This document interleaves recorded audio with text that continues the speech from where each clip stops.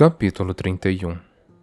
O baile foi como um borrão de valsa e ostentação, com aristocratas cheios de joias, com vinho e brindes em minha honra. Fiquei ao lado de Nesta, porque ela parecia fazer um bom trabalho espantando os pretendentes curiosos demais na busca de detalhes sobre minha fortuna. Mas tentei sorrir, pelo menos por Elaine, que passeava pelo salão, cumprimentando os convidados e dançava com cada importante filho destes. Mas continuei pensando no que Nesta tinha dito sobre salvar Tanlin. Eu sabia que algo estava errado. Sabia que ele estava com problemas. Não apenas com a praga em Printia. Também sabia que as forças que se reuniam para destruí-lo eram letais. No entanto, eu parara de procurar respostas, parara de lutar contra aquilo. Feliz de um jeito tão egoísta, por poder descansar aquela parte de mim que sobrevivia hora após hora. Permitira que Tanlin me mandasse para casa. Não tentara com mais afinco entender as informações que tinham conseguido sobre a praga ou sobre a Maranta. Não tentara salvar Tanlin, nem mesmo dissera a ele que eu o amava. E Lucien também se dera conta disso e demonstrara com as palavras amargas em meu último dia seu desapontamento. 2 da manhã, e a festa ainda não dava sinais de acabar. Meu pai fazia companhia a diversos outros mercadores e aristocratas aos quais eu tinha sido apresentada, mas cujos nomes tinham esquecido imediatamente. Elaine ria em uma roda de lindos amigos, corada e brilhante. Nesta se retirara em silêncio à meia-noite e não me deu o trabalho de me despedir quando finalmente subi. Na tarde seguinte, com os olhos ainda vermelhos de sono e em silêncio, todos nós reunimos à mesa para almoçar. Agradeci minha irmã e meu pai pela festa. Refugi das perguntas de meu pai sobre se o filho de algum dos amigos tinha me chamado a atenção. O calor do verão havia chegado, e apoiei o queixo no punho enquanto me abanava. Dormira muito mal no calor da noite anterior. Nunca estava quente ou frio demais na mansão de Tanlin. Estou pensando em comprar a propriedade dos Bedor, dizia meu pai a Elaine, que era a única de nós que prestava atenção nele. Ouvi um boato de que vai ser colocada à venda em breve, pois ninguém da família sobreviveu e seria um bom investimento. Talvez uma de vocês possa construir uma casa nela quando for o momento adequado. Elaine assentiu com interesse, mas pisquei. O que aconteceu com os Bedor? Ah, foi terrível, comentou Elaine. A casa deles queimou e todos morreram. Bem, não conseguiram encontrar o corpo de Claire, mas ela baixou o rosto para o prato. Aconteceu na calada da noite. A família, os criados, todos morreram. No dia antes de você voltar, na verdade. Claire Bedor? Falei devagar. Nossa amiga, lembra? Perguntou Elaine. Assenti, sentindo os olhos de Nesta sobre mim. Não podia ser. Tinha de ser coincidência senão... Eu dera aquele nome a Rhysand e ele não se esquecera dele. Meu estômago revirou e lutei contra a náusea que me assolava. Feire? Perguntou meu pai. Levantei a mão trêmula aos olhos, inspirando. O que tinha acontecido, não apenas na casa dos Bedor, mas em casa, em Printian. Feire? Repetiu meu pai, e Nesta sibilou para ele. Quieto. Lutei contra a culpa, o nojo e o terror.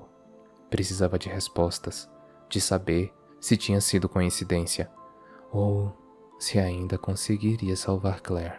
E se algo havia acontecido ali, no mundo mortal, então a corte primaveril Então aquelas criaturas das quais Tanlin tinha tanto medo, a praga que tinha infectado a magia, suas terras, feéricos, eles haviam atravessado a muralha e não deixaram vestígios.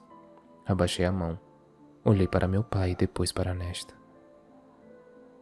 Ouça com atenção, disse a ela.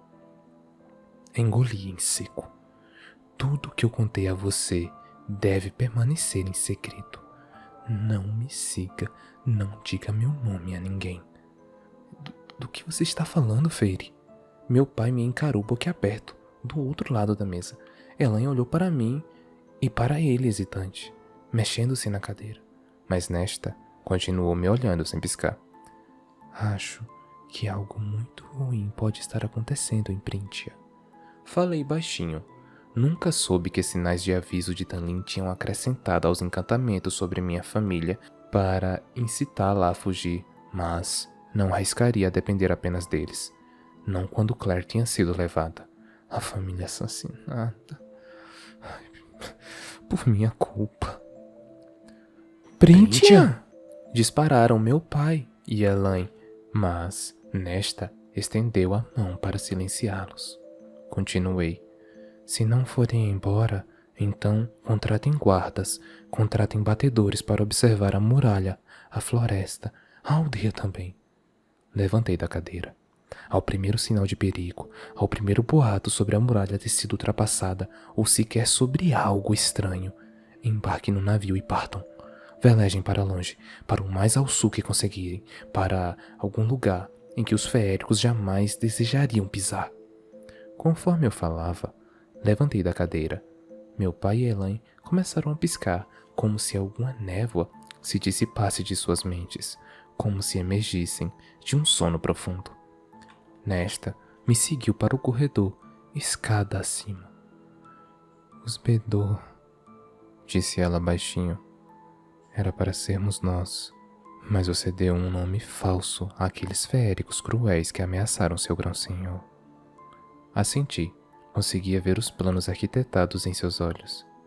Haverá uma invasão? Não sei. Não sei o que está acontecendo. Me contaram que existia um tipo de doença tornando seus poderes mais fracos ou descontrolados. Uma praga na terra que danificara a segurança de suas fronteiras e que poderia matar pessoas se as atingisse com força o bastante. Eles disseram que estavam se alastrando de novo, se movendo. Até onde sei, não estava perto a ponto de prejudicar nossa terra, mas se a corte primaveril está prestes a cair, então a praga deve estar se aproximando. E Tanlin era um dos últimos bastiões que continha as outras cortes, as cortes letais, e acho que ele está em perigo. Entrei no quarto e comecei a tirar o vestido. Minha irmã me ajudou e depois abriu o guarda-roupa para pegar uma túnica pesada e calça e bota. Vesti as roupas e trançava o cabelo de novo quando ela disse: Não precisamos de você aqui, Feire. Não olhe para trás. Calcei as botas e fui pegar as facas de caça que havia comprado discretamente enquanto estava ali. Papai certa vez disse a você que jamais voltasse. Lembrou Nesta, e estou dizendo o mesmo agora. Podemos nos cuidar. Houve um tempo em que eu tomaria aquilo como um insulto, mas agora eu entendia o presente que ela me oferecia. Embanhei as facas na lateral do corpo e pendurei a aljava de flechas, nenhuma delas de freixo, as cordas antes de pegar o arco. Eles podem mentir, falei, dando a Nesta informação, que esperava que ela jamais precisasse usar. Feéricos podem mentir, e ferro não os incomoda nem um pouco, mas a madeira de freixo, essa parece funcionar. Pegue meu dinheiro e compre mudas para que Elaine cuide. Nesta sacudiu a cabeça, segurando o pulso, a pulseira de ferro ainda nele.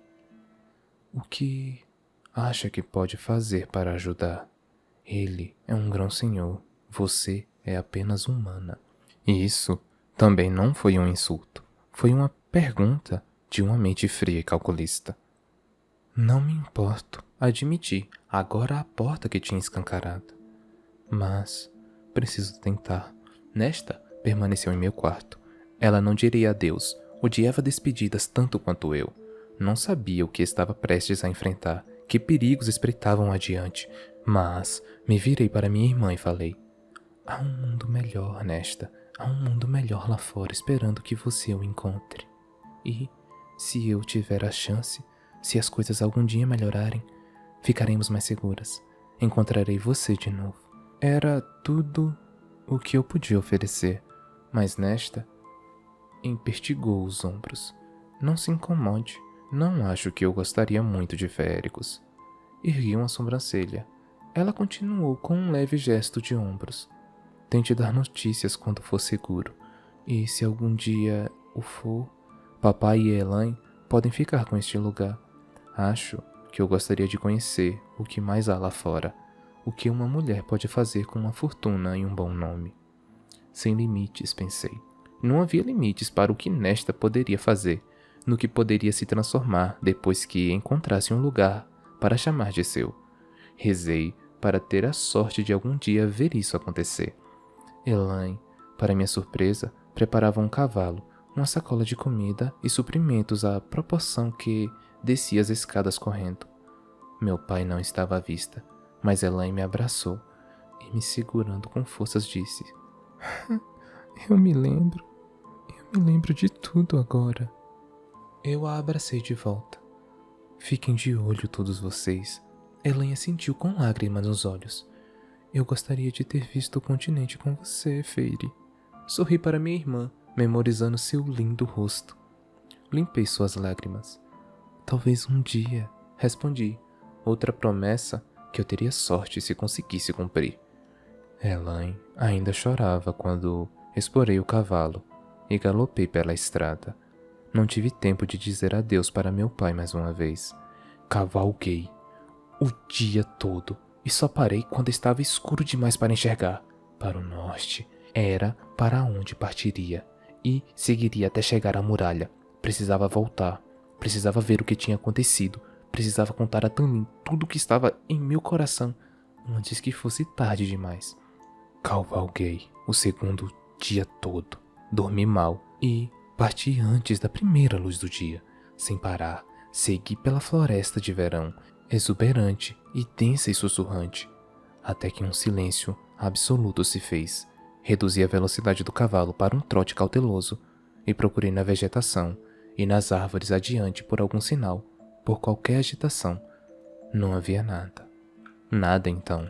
Meu cavalo empinou e sacudiu a cabeça. Quase não consegui ficar na sela quando ele se recusou a seguir adiante. Mesmo assim, não havia nada, nenhum marco. No entanto, quando desmontei, mal respirando ao estender a mão, descobri que não conseguia passar.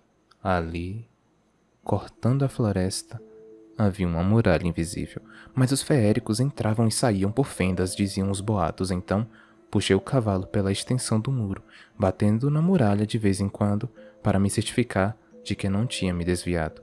Levei 2 dias, e a noite entre eles foi mais assustadora que qualquer outra que eu tivesse vivido na corte primaveril. 2 dias antes de ver as pedras cobertas de musgos, colocadas paralelamente uma à outra, com um leve redemoinho estranho em ambas. Um portal. Dessa vez, quando montei o cavalo e ergui entre as pedras, ele obedeceu. A magia fez minhas narinas arderem, me golpeando até que o cavalo empinasse de novo, mas atravessamos. Eu conhecia aquelas árvores. Cavalguei em silêncio, com uma flecha engatilhada e pronta, pois as ameaças que espreitavam na floresta eram piores que as do bosque do qual eu acabara de sair. Tanlin poderia ficar furioso, poderia ordenar que eu desse meia volta e fosse para casa, mas diria a ele que eu o ajudaria, que o amava e que lutaria por ele como pudesse, mesmo que precisasse amarrá-lo para que me desse ouvidos. Fiquei tão concentrada pensando em como poderia convencer Tanlin a não começar a rugir que não reparei de imediato no silêncio, em como os pássaros não cantavam, mesmo enquanto me aproximava da mansão, em como as cercas vivas da propriedade pareciam precisar de poda. Quando cheguei aos portões, minha boca havia secado. Os portões estavam abertos, mas o ferro tinha sido entortado, parecendo disforme, como se mãos poderosas o tivessem separado. Cada passo dos cascos do cavalo era alto demais sobre o caminho de cascalho, e meu estômago se revirou quando vi as portas da frente escancaradas. Uma delas estava pendurada, inclinada, arrancada da dobradiça superior. Desci do cavalo, com a flecha ainda pronta, mas não havia necessidade. Vazio. Estava completamente vazio ali, como um túmulo. Tan! Chamei, subi os degraus, aos saltos, e entrei na casa. Corri para dentro, xingando quando escorreguei em um caco de porcelana quebrada. Os resquícios de um vaso. Devagar, me virei no saguão da entrada. Parecia que um exército tinha marchado para dentro. Tapeçarias pendiam em frangalhos. O corrimão de mármore estava rachado e os candelabros, quebrados no chão, reduzidos a pedaços de cristal estilhaçados. Tanlin! Gritei, apavorada agora. Nada. As janelas haviam sido estouradas. Lucien! Ninguém respondeu. Tan! Sussurrei. Minha voz ecoou pela casa, debochando de mim. Sozinha nos destroços da mansão. Ajoelhei. Ele tinha desaparecido.